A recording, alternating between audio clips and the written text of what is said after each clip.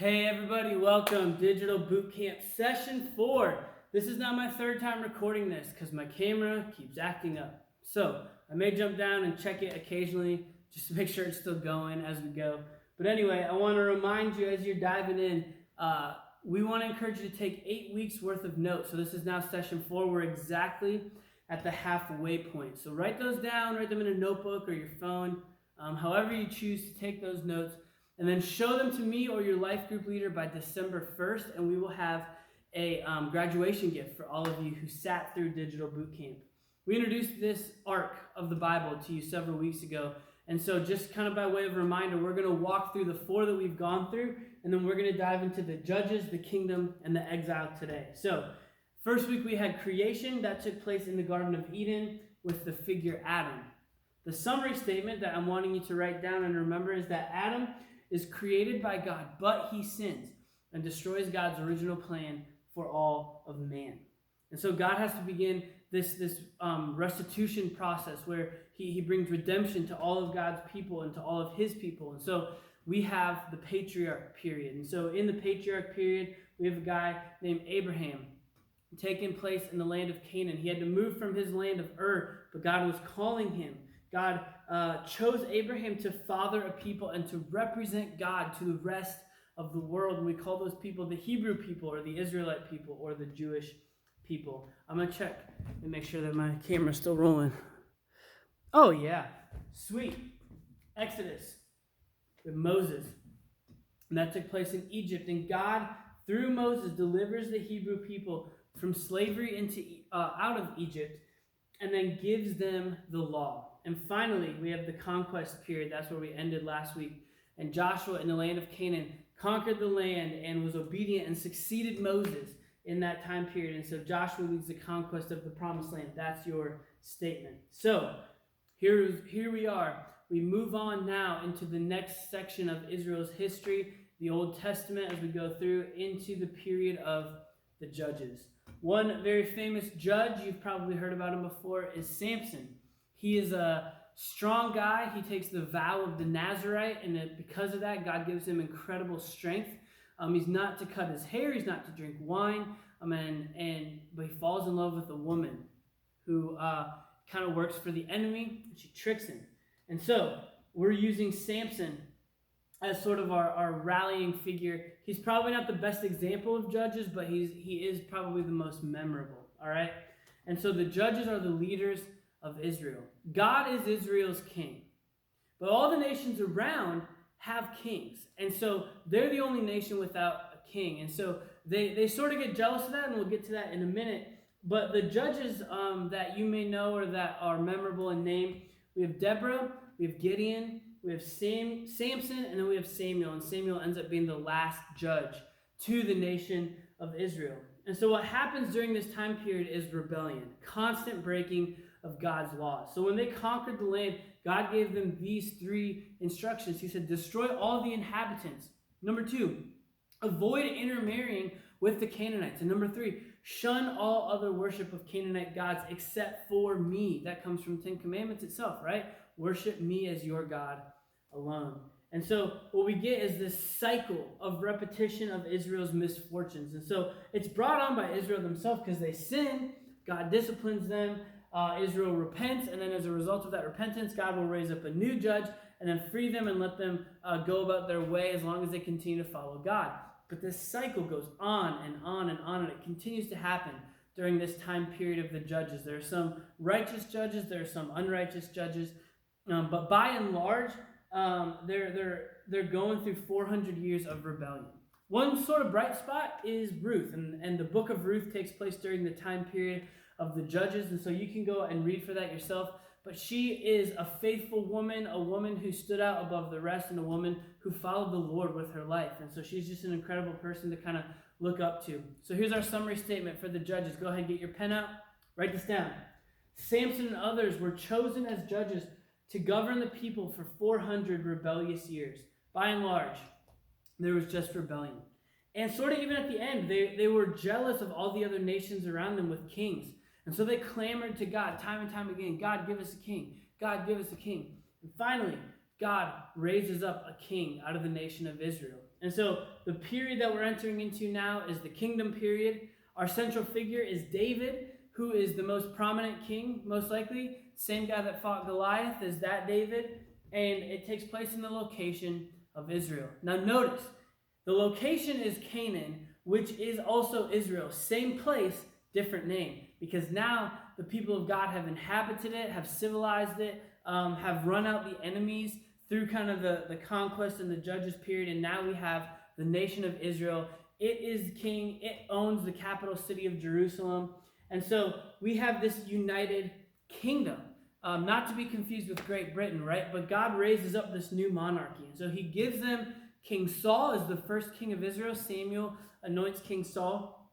But Saul disobeys, which is, again, a kind of problem that we see all throughout the history. Saul disobeys, and God takes away the throne, the lineage from him, and doesn't allow his family, Saul's family, to continue on in the throne. And he anoints David. David becomes the next king, and David's family, through Solomon and others beyond him, continue to carry on that lineage.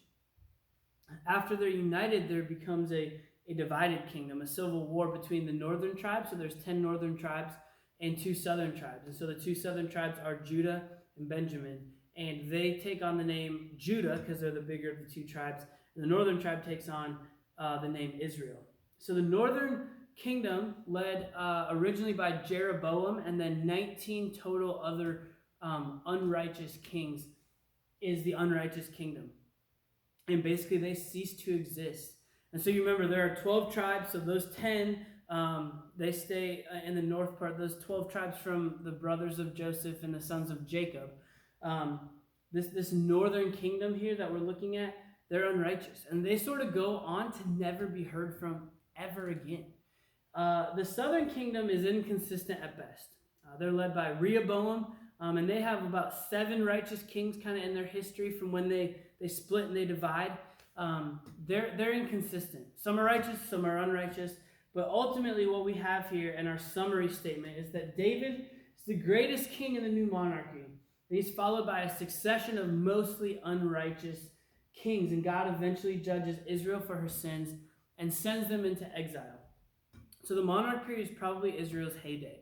They're probably the most powerful at that time, even dating all the way to today. Time period of King David and Solomon, the temple was built during that time. That's probably Israel's heyday. But we move into the exile. And a prominent figure in the exile is Daniel. And you can read about him in the book of Daniel.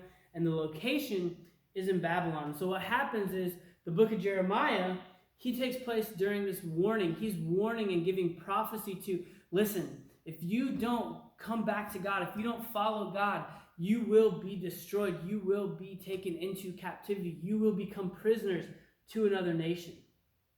That eventually does happen. So the kingdom of Assyria conquers the northern 10 tribes of Israel, and then Babylon conquers Assyria, and then Babylon conquers Judah and the 2 southern tribes that were left there from Israel. And so once they're in captivity, we have 2 prophets, Ezekiel and Daniel, who encourage exiles during their time period, encourage them to stick with it, to remain in faith.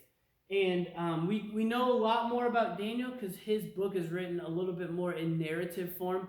Ezekiel is a little bit more prophetic and poetic, and so we don't know as much about Ezekiel as a person.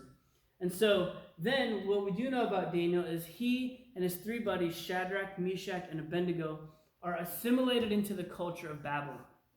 Now listen, a great book to read, at least the first 6 chapters, are the book of Daniel, because we see men who are faced with opposition, and they live in a culture that opposes God, yet they chose to follow God.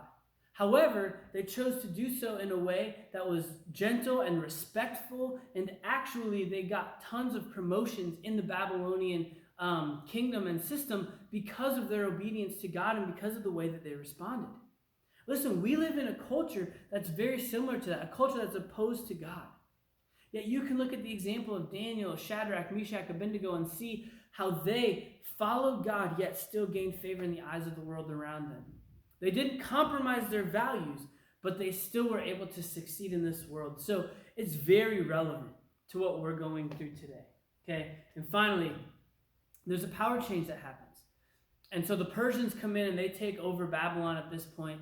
And the second kind of half of Daniel is the Persians. And so actually, Daniel 6, where he's thrown in the lion's den, it's King Darius, who's the king of Persia at that time.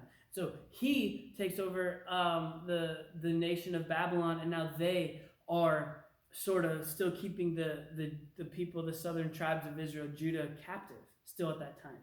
And so here's our sentence. I want you to write this down. Daniel gives leadership, and he encourages faithfulness among the exiles for nearly 70 years. So the people of Israel are brought into captivity for a time period of 70 years. It's crazy what they go through. And that's where the nation of Israel lands. Now, next week, we're going to look at the return and then finally the silence period. And right here between silence and Gospels is where the Old Testament ends. And so next week, we're going to wrap up the narrative portion of our arc to the silence period. Then we're going to look at the three literature types that we find in the Old Testament. And then finally, we'll dive into the New Testament and do the same thing in the New Testament. And then honestly, we're in the home stretch. So we got next week, the week after, and that'll get us through the Old Testament. And then the same thing. We'll go through these in the New Testament, and then we'll look at the literature types. And then that's 8 weeks of boot camp right there. So thank you for sticking with us. Thank you for letting me jump off camera to make sure it was still recording. My voice hurts because I've been talking for like 30 minutes straight. But thank you for watching. If this is your first time and you're just getting these 4, I would encourage you, jump back to the beginning and catch up with us. Follow along.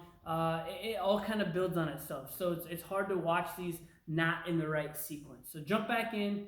Thank you for watching. I hope you have a great rest of your week, and we'll see you next Wednesday for session 5 of Digital Bootcamp.